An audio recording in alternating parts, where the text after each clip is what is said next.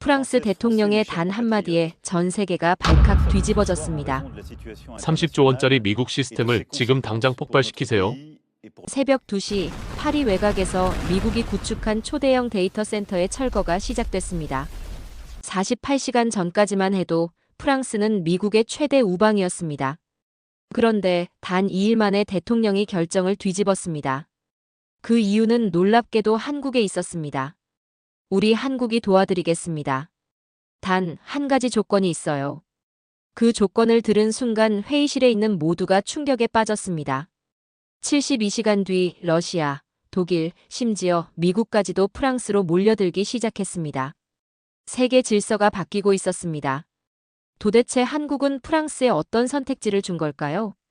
그 숨막히는 이야기 지금 바로 시작합니다. 저는 윙 마르탱입니다. 프랑스 정부의 정보통신 담당 국장이죠. 2026년 3월 15일 새벽 6시, 제 인생에서 가장 끔찍한 전화벨이 울렸습니다. 국장님, 큰일 났습니다. 통제센터 직원의 다급한 목소리가 들려왔어요. 저는 잠에서 깨어나며 물었죠. 무슨 일인가?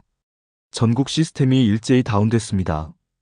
은행, 병원, 교통, 통신. 모든 게 멈췄어요. 저는 급히 옷을 갈아입고 차를 몰았습니다. 하지만 신호등이 모두 꺼져 있더군요. 도로는 이미 아수라장이었어요. 경찰들이 수신호로 교통을 통제하려 했지만 역부족이었습니다. 통제센터에 도착하니 더 큰 충격이 기다리고 있었어요. 모든 컴퓨터 화면에 같은 메시지가 떠 있었거든요. 시스템 접근이 거부되었습니다. 관리자 권한이 필요합니다. 이게 도대체 뭔가? 제가 물었죠. 기술팀장 피에르가 창백한 얼굴로 대답했습니다. 미국에서 제공한 보안 시스템이 갑자기 우리 접근을 차단했어요. 모든 핵심 인프라가 그들 서버를 거쳐가는데 그때 깨달았습니다. 우리가 얼마나 무력한 존재였는지를요. 프랑스 전체가 미국의 손바닥 안에 있었던 거예요. 대통령 관저에서 긴급 소집 명령이 떨어졌습니다. 줄리에트 베르나르 대통령은 평소와 달리 매우 침착했어요. 상황 보고해주세요, 마르탱 국장. 저는 숨을 깊게 들이마시고 말했습니다. 각하, 우리나라가 완전히 마비됐습니다. 은행에서는 현금 인출이 불가능하고 병원의 생명유지 장치들이 꺼졌어요. 지하철과 항공교통도 전면 중단됐습니다. 원인은 무엇인가? 미국이 우리에게 제공한 디지털 인프라에 숨겨진 원격 차단 기능 때문입니다. 그들이 스위치 하나로 우리나라 전체를 멈춰버린 거죠. 회의실이 순간 조용해졌습니다. 모든 강요들의 얼굴이 창백해졌어요. 바로 그때 대통령의 직통 전화가 울렸습니다. 발신자는 워싱턴이었죠. 전화를 받은 베르나르 대통령의 표정이 점점 굳어졌습니다. 저는 옆에서 그 통화를 지켜보고 있었어요. 네, 알겠습니다. 30분 후에 화상회의로 하죠. 전화를 끊은 대통령이 저에게 말했습니다. 마르탱 국장, 미국 측 대표와 긴급 화상회의를 해야겠어요. 함께 참석해주세요. 30분 후 화면에 나타난 사람은 테드 윌리엄스였습니다. 실리콘밸리 출신의 디지털 정책 담당관이죠. 그의 첫마디가 충격적이었어요. 베르나르 대통령, 불편을 끼쳐드려 죄송합니다. 하지만 이는 보안상 필요한 조치였습니다. 보안상 조치라고요? 대통령이 날카롭게 반문했죠. 프랑스의 일부 시스템에서 의심스러운 활동이 감지됐거든요. 우리가 30년간 무상으로 제공한 인프라를 보호하기 위한 불가피한 결정이었습니다. 저는 그 순간 깨달았어요. 이건 협박이었습니다. 윌리엄스가 계속 말했습니다. 다행히 해결책이 있어요. 디지털 대서양 협력 협약에 서명해 주시면 24시간 내에 모든 시스템을 복구해 드리겠습니다. 협약 내용이 뭔가요? 제가 물었죠. 간단합니다. 첫째, 향후 70년간 프랑스의 주요 데이터를 공동 관리하게 해주세요. 둘째, 프랑스 국민들의 유전자 정보 데이터베이스 구축에 협력해 주시고요. 셋째, 교육과정에 앵글로 문화 중심의 역사 교육을 포함해 주시면 됩니다. 회의실이 다시 조용해졌습니다. 이건 명백한 주권 침해였어요. 대통령이 냉정하게 답했습니다. 검토해보고 답변 드리겠습니다. 물론이죠. 하지만 너무 오래 걸리면 프랑스 국민들이 더 고생하실 텐데요. 지금도 병원에서는 화면이 꺼졌습니다. 대통령이 전원을 끈 거죠. 마르텐 국장, 솔직히 말해보세요. 우리 힘으로 이 상황을 해결할 수 있을까요? 저는 고개를 저었습니다. 어렵습니다, 카카. 우리 인프라의 90%가 그들 기술에 의존하고 있거든요. 하드웨어부터 소프트웨어까지 모든 게 연결되어 있어요. 그때 국방장관이 끼어들었습니다. 그럼 어쩔 수 없이 서명해야 하는 건 아닌가요? 국민들이 고통받고 있는데. 아닙니다. 제가 단호하게 말했어요. 우리가 지금까지 독립국가라고 생각했지만 사실은 디지털 식민지였던 거예요. 이번 기회에 진짜 독립을 해야 합니다. 회의실 안은 완전히 둘로 나뉘었습니다. 저는 자주파의 선두에 서서 목소리를 높였어요. 강요 여러분, 지금 우리가 서명하면 프랑스는 영원히 미국의 속국이 됩니다. 하지만 경제부 장관 앙투안 뒤부아가 반박했죠. 마르텐 국장, 현실을 보세요. 지금 이 순간에도 사람들이 죽어가고 있어요. 병원의 인공호흡기가 멈췄고 투석기도 작동하지 않습니다. 그렇다고 해서 우리 주권을 포기할 순 없어요. 주권이 뭐가 중요해요? 국민의 생명이 먼저 아닌가요? 대통령이 손을 들어 정적을 만들었습니다. 일단 오늘은 각자 고민해보고 내일 다시 모입시다. 지금은 응급 상황부터 해결해야 해요. 저는 통제센터로 돌아가 밤새 대안을 찾아보았습니다. 하지만 현실은 냉혹했어요. 모든 백업 시스템마저 미국 서버를 거쳐가고 있었거든요. 다음 날 아침, 파리 시내 곳곳에서 시위가 시작됐습니다. 정부는 뭘 하고 있나?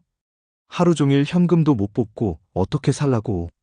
시위대 중 일부는 더 과격해졌어요. 상점 유리창이 깨지고 차량이 불타기 시작했습니다. 경찰서장이 제게 전화를 걸어왔어요. 마르텐 국장, 이대로 가면 전국적인 폭동이 일어날 것 같습니다. 빨리 해결책을 찾아주세요. 저는 절망적인 기분으로 사무실을 걸어 다녔습니다. 그때 젊은 직원 클레어가 다가왔어요. 국장님, 혹시 다른 나라에 도움을 요청해 보는 건 어떨까요? 다른 나라요? 어디를 말하는 건가요? 한국이요. 한국은 전자정부 시스템이 정말 발달했다고 들었어요. 그리고 미국의 영향을 받지 않는 독자적인 기술을 가지고 있고요. 저는 잠시 생각해 봤습니다. 한국. 그들이 정말 도와줄까요? 하지만 한국이 왜 우리를 도와주겠어요? 그들에게 무슨 이익이 있나요? 모르겠어요. 하지만 시도해 볼 가치는 있지 않을까요? 그날 저녁, 긴급 강요회의가 다시 열렸습니다. 친미파의 목소리가 더 커져 있었어요. 뒤부와 경제부 장관이 말했습니다. 대통령님, 더 이상 미룰 수 없습니다. 오늘 하루 동안 응급실에서만 12명이 사망했어요. 모두 의료장비 고장 때문입니다. 그래서 우리가 노예가 되자는 건가요? 제가 반박했죠. 노예라니, 그건 너무 과격한 표현 아닌가요? 과격하다고요? 그들이 요구하는 걸 보세요. 70년간 데이터 공동관리, 국민 유전자 정보 제공, 역사 교육 내용까지 간섭하겠다는 거예요. 이게 노예가 아니면 뭐예요? 대통령이 깊은 한숨을 쉬었습니다. 마르텐 국장, 그럼 대안이 있나요? 구체적인 해결책을 제시해 주세요. 저는 잠시 망설이다가 말했습니다. 한국의 도움을 요청해 보겠습니다. 그날 밤 늦게 저는 한국전자정부협회에 긴급 연락을 취했습니다. 솔직히 기대는 크지 않았어요. 누가 이런 복잡한 국제 문제에 개입하고 싶어 하겠어요? 하지만 놀랍게도 3시간 만에 답장이 왔습니다. 내일 오전 10시 화상회의에 가능합니다. 김석훈 팀장이 직접 응답하겠습니다. 김석훈. 저는 그 이름을 검색해봤어요. 50대 중반의 남성으로 과거 해커 출신이었다가 지금은 한국 정부의 디지털 구호팀을 이끌고 있더군요. 그의 경력을 보니 정말 놀라웠습니다. MIT에서 컴퓨터 공학 박사 학위를 받았고 실리콘밸리에서 10년간 일한 후 한국으로 돌아와 사이버 보안 분야의 최고 전문가가 된 인물이었어요. 다음 날 오전 화상회의 화면에 그가 나타났습니다. 예상보다 훨씬 차분하고 지적인 인상이었어요. 그의 눈빛에서는 수십 년간 쌓인 경험과 통찰력이 느껴졌습니다. 안녕하세요, 마르텐 국장님. 프랑스 상황에 대해 자세히 분석해봤습니다. 도와주실 수 있을까요? 저는 직접적으로 물었죠. 당연히 도와드릴 수 있습니다. 이미 해결 방안도 설계해놨어요. 너무 확신에 찬 대답이어서 어리둥절했어요. 그런데 조건이 있으시겠죠? 김석훈이 미소를 지었습니다. 조건은 없습니다. 다만 하나의 약속을 받고 싶어요. 프랑스가 디지털 독립을 이룬 후에 또 다른 나라가 같은 상황에 처하면 그들을 도와주시기 바랍니다. 저는 믿을 수 없었어요. 조건 없는 도움이라니요. 정말 대가를 바라지 않으시는 건가요? 기술 패권주의는 결국 모든 인류에게 해가 됩니다. 우리는 기술의 민주화를 추구해요. 모든 국가가 디지털 주권을 가져야 한다고 생각합니다. 하지만 이건 엄청난 규모의 프로젝트인데요. 비용도 만만치 않을 텐데. 김석훈이 자신있게 답했습니다. 이미 유사한 프로젝트를 여러 차례 수행했습니다. 북한의 EMP 공격으로 전국이 마비됐을 때도 48시간 만에 복구했거든요. 중국의 대규모 사이버 공격도 성공적으로 막아냈고요. 김석훈이 구체적인 계획을 설명했습니다. 15명의 정예 전문가 팀을 파견하겠습니다. 양자 암호화 통신 장비와 블록체인 기반 분산 시스템만 있으면 충분해요. 어떤 방식으로 복구하실 건가요? 기존 시스템의 종속성을 완전히 차단하고 독립적인 병렬 아키텍처를 구축할 겁니다. 미국이 통제하는 레거시 시스템은 건드리지 않고 우리가 완전히 새로운 생태계를 만드는 거죠. 저는 흥분이 되기 시작했어요. 얼마나 걸릴까요?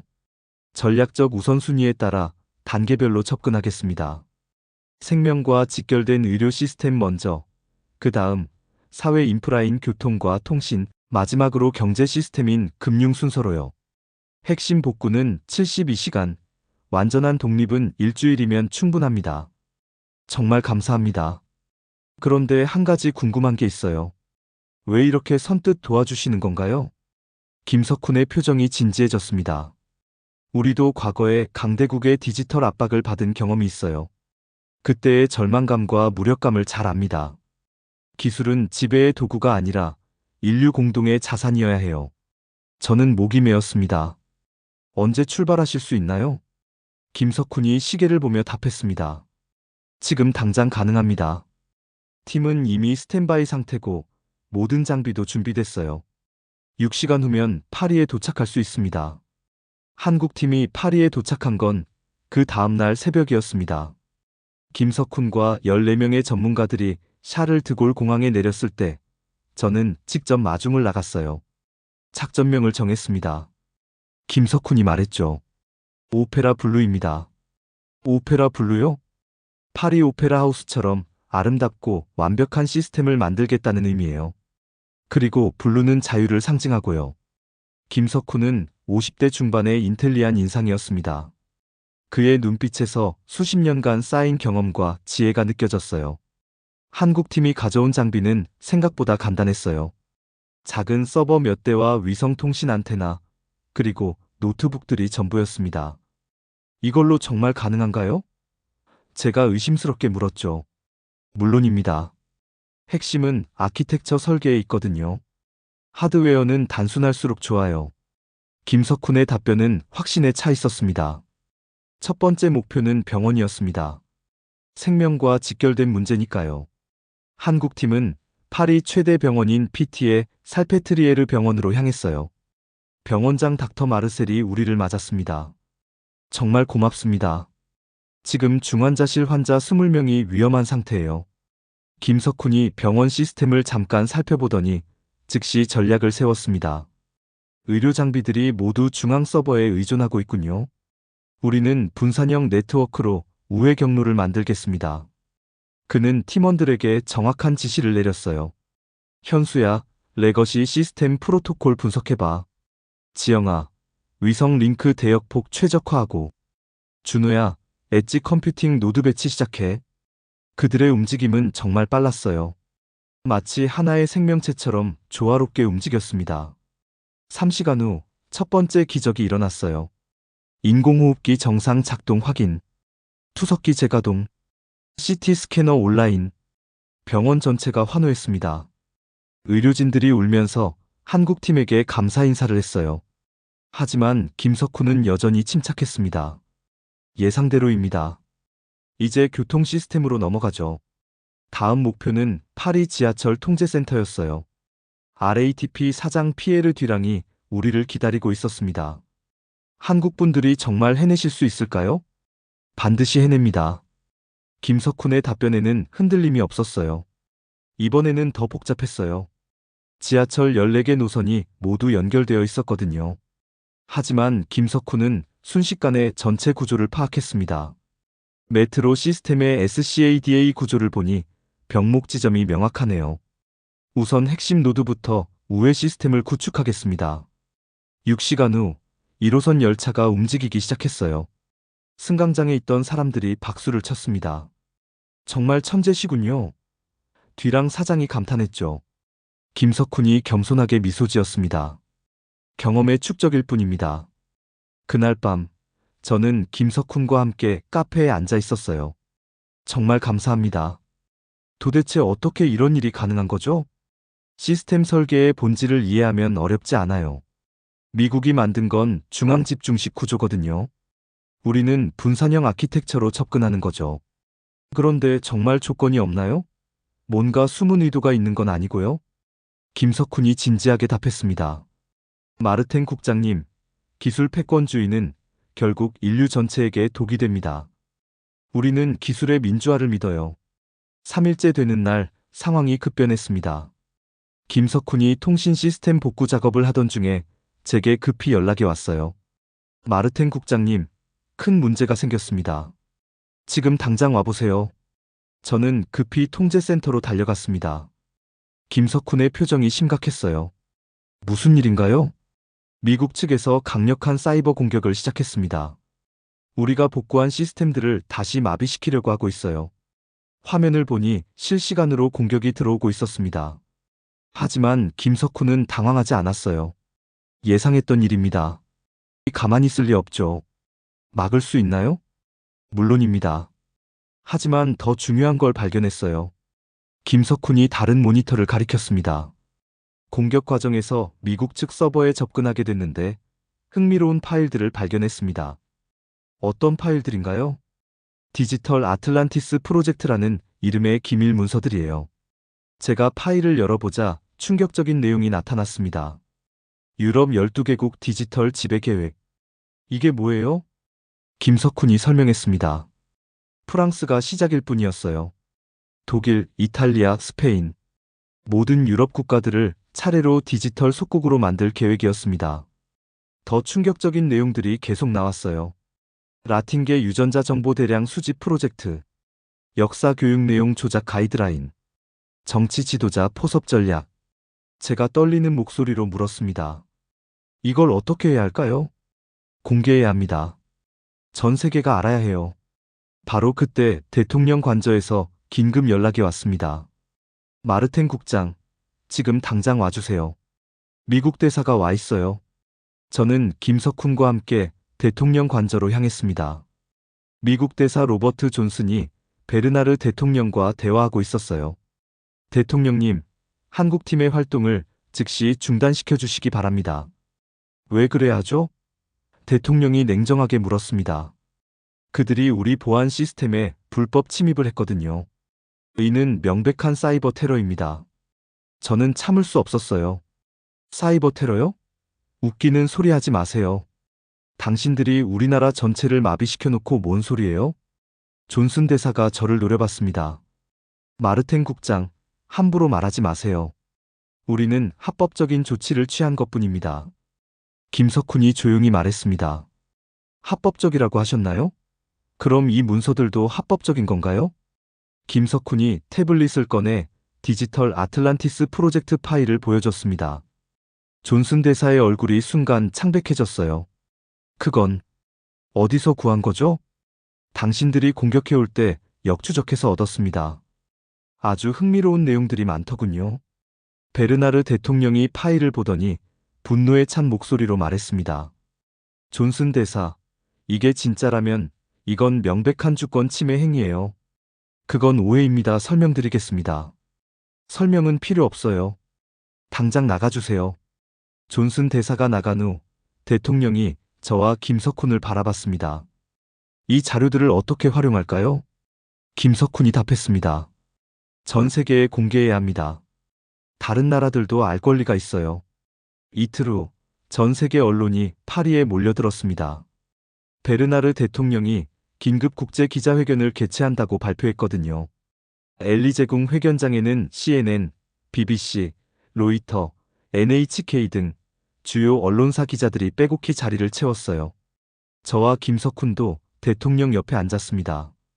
베르나르 대통령이 단호한 목소리로 시작했습니다. 신사숙녀 여러분, 오늘 프랑스는 중대한 발표를 하려고 합니다. 지난 일주일간 프랑스는 전례 없는 디지털 공격을 받았습니다. 하지만 이것이 단순한 기술적 문제가 아님을 알게 되었어요. 대통령이 화면에 디지털 아틀란티스 프로젝트 문서를 띄웠습니다. 이것은 미국이 수십 년간 계획해온 유럽 디지털 지배 전략의 증거입니다. 회견장이 술렁였어요. 기자들이 웅성거리기 시작했습니다. 대통령이 계속 말했습니다.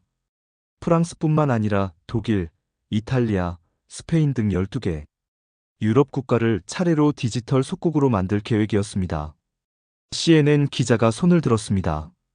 대통령님, 이 자료들의 진위를 어떻게 확신하시나요? 제가 마이크를 받아 답했습니다. 저는 링 마르탱, 프랑스 정보통신 담당 국장입니다. 이 자료들은 미국 측에서 우리를 공격할 때 역추적을 통해 확보한 것입니다. 그 역추적을 누가 했나요? 저는 김석훈을 바라봤습니다. 김석훈이 차분히 일어섰어요. 저는 김석훈입니다. 한국 디지털 구호팀을 이끌고 있습니다. 한국이 왜 프랑스를 도와주시는 건가요? BBC 기자가 물었습니다. 김석훈의 답변은 명확했습니다. 기술은 지배의 도구가 아니라 자유의 도구여야 합니다. 어떤 나라든 디지털 주권을 가질 권리가 있어요. 조건이나 대가는 없나요? 전혀 없습니다. 우리는 프랑스가 독립한 후 다른 나라들도 도와달라고 부탁했을 뿐입니다. 로이터 기자가 날카로운 질문을 던졌습니다. 미국 정부의 반박에 대해서는 어떻게 생각하시나요? 베르나르 대통령이 답했습니다. 미국은 이미 우리에게 협박을 해왔어요. 70년간 데이터를 공동 관리하자고, 국민 유전자 정보를 제공하라고, 역사교육 내용까지 바꾸라고 했습니다. 회견장이 다시 술렁였어요. 김석훈이 덧붙였습니다. 디지털 아틀란티스 프로젝트 문서를 보면 더 충격적인 내용들이 나와요. 라틴계 유전자 정보 대량 수집, 정치 지도자, 포섭 전략까지 상세히 기록되어 있거든요. NHK 기자가 물었습니다. 앞으로 계획은 무엇인가요? 저는 자신 있게 답했습니다. 이제 우리는 진정한 디지털 독립국가가 되었습니다. 그리고 한국의 도움으로 이룬 이 자유를 다른 나라들과 나누고 싶어요. 김석훈이 마지막으로 말했습니다. 우리는 씨앗을 뿌렸을 뿐입니다. 꽃을 피워낸 건 프랑스 국민 여러분이에요. 이제 이 꽃이 유럽 전체로, 나아가 전 세계로 퍼져나가길 바랍니다. 회견이 끝나자 전 세계 언론들이 일제히 이 소식을 타전했습니다. 프랑스, 미국의 디지털 지배에서 독립선언. 한국, 조건 없는 기술 지원으로 프랑스 구원. 디지털 아틀란티스 프로젝트 폭로로 국제사회 충격. 그날 밤, 저는 김석훈과 함께 생강변을 걸었습니다. 정말 고마워요. 당신들이 없었다면. 김석훈이 미소 지으며 말했습니다. 이제 시작일 뿐이에요. 진짜 중요한 건 앞으로입니다. 회견 다음 날부터 놀라운 일들이 연속으로 일어났습니다. 이탈리아 총리 마르코 로시가 제일 먼저 전화를 걸어왔어요. 베르나르 대통령, 우리도 도와주세요. 이탈리아도 같은 상황입니다. 스페인 총리 카를로스 산체스도 긴급 화상회의를 요청했습니다. 프랑스가 해낸 일을 우리도 할 수 있을까요? 벨기에, 네덜란드, 포르투갈에서도 연락이 쇄도했어요. 모두 미국의 디지털 지배에서 벗어나고 싶다는 내용이었습니다. 저는 김석훈에게 물었습니다. 이 모든 나라들을 도울 수 있을까요? 물론입니다. 하지만 이번에는 다르게 접근해야 해요. 어떻게요? 김석훈이 설명했습니다. 각 나라마다 팀을 보내는 대신 유럽 디지털 독립센터를 만들어서 체계적으로 지원하는 거죠. 프랑스가 중심이 되어서 말이에요. 일주일 후 파리에서 역사적인 회의가 열렸습니다. 유럽 12개국 정보통신 담당자들이 모두 모였어요. 베르나르 대통령이 개회사를 했습니다. 오늘부터 우리는 유럽 디지털 독립연합을 결성합니다. 더 이상 어떤 강대국의 디지털 식민지도 되지 않겠습니다. 이탈리아 총리가 박수를 치며 일어섰습니다. 프랑스와 한국이 보여준 용기에 감사드립니다. 이탈리아도 함께하겠습니다. 스페인 총리도 동참했습니다. 우리 모두가 하나가 되어 디지털 주권을 되찾읍시다. 김석훈이 연단에 올라 구체적인 계획을 발표했습니다. 첫째, 각국의 핵심 인프라를 독립적으로 구축하겠습니다. 둘째, 유럽 자체 위성 통신망을 만들어 완전한 독립성을 확보하겠습니다. 셋째, 모든 기술과 노하우를 무상으로 공유하겠습니다. 비용은 어떻게 하죠? 벨기에 대표가 물었어요. 한국이 초기 투자를 담당하겠습니다. 그 대신 나중에 또 다른 대륙이나 나라가 도움을 요청하면 함께 도와주시기 바랍니다. 3개월 후 유럽 전체가 변화했습니다. 이탈리아가 가장 먼저 디지털 독립을 이뤘고 스페인과 독일이 그 뒤를 이었어요. 더 놀라운 건 다른 대륙에서도 연락이 오기 시작했다는 점입니다. 브라질, 인도, 남아프리카 공화국에서 도움을 요청했어요. 어느 날 저녁, 김석훈이 한국으로 돌아가기 전에 마지막 만남을 가졌습니다. 정말 고마워요. 당신들 덕분에 우리가 자유를 되찾았어요. 김석훈이 겸손하게 답했습니다. 저희는 도구만 제공했을 뿐이에요. 자유를 되찾은 건 여러분의 의지와 용기 덕분입니다. 앞으로도 계속 연락하고 지내죠. 당연히 그래야죠. 이제 우리는 진정한 파트너니까요. 6개월 후, 저는 유엔 총회에서 연설할 기회를 얻었습니다. 존경하는 각국 대표 여러분, 디지털 시대에도 모든 국가는 주권을 가질 권리가 있습니다. 기술은 지배의 수단이 아니라 인류 공동의 자산이어야 해요. 한국이 보여준 것처럼 진정한 리더십은 힘으로 지배하는 게 아니라 나누고 협력하는 것입니다. 연설이 끝나자 많은 나라 대표들이 기립박수를 보냈습니다. 그날 밤, 저는 파리의 에펠탑을 바라보며 생각했어요. 1년 전만 해도 우리는 디지털 노예였습니다. 하지만 이제는 진정한 자유국가가 되었죠. 김석훈이 마지막에 했던 말이 떠올랐습니다. 우리는 씨앗을 뿌렸습니다. 꽃을 피운 건 당신들이죠. 정말 맞는 말이었어요. 한국은 씨앗을 뿌렸고 우리가 꽃을 피웠습니다. 그리고 이제 그 꽃이 전 세계로 퍼져나가고 있어요. 디지털 독립의 꿈이 현실이 된 순간이었습니다. 지금까지 프랑스가 디지털 속박에서 벗어나 진정한 독립을 이룬 놀라운 이야기 어떠셨나요? 거대한 강국의 무상 지원 뒤에 숨겨진 디지털 식민주의의 실체, 그리고 아무런 대가 없이 진심으로 손을 내민 대한민국의 위대한 품격을 확인할 수 있었습니다. 이 이야기가 우리에게 주는 메시지는 분명합니다. 기술은 지배의 도구가 아닌 자유를 위한 도구여야 한다는 것. 그리고 받은 도움을 다시 나누는 선순환이 진짜 강한 나라를 만드는 길이라는 것입니다. 오늘도 세계 곳곳에서는 디지털 주권을 향한 조용한 전쟁이 계속되고 있습니다. 그리고 한국은 그 싸움의 가장 앞에서 세계를 바꾸는 희망의 불씨가 되고 있습니다. 이 이야기를 통해 더 많은 사람들이 진실을 알고 자유를 선택할 용기를 얻기를 바랍니다.